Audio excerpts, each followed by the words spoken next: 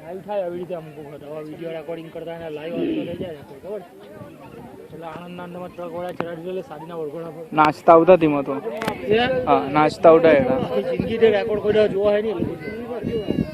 ચાલુ કરીને જોવું ગયો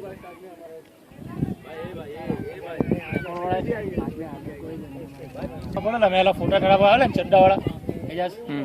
એ લોકોએ ઓર્ડર એ કરેલ છે ઓર્ડર કરે છે એ મૂકીને પીપળાના ટાયર મૂકીને ટીનાડી અગાડી નાવા નહીં જવાય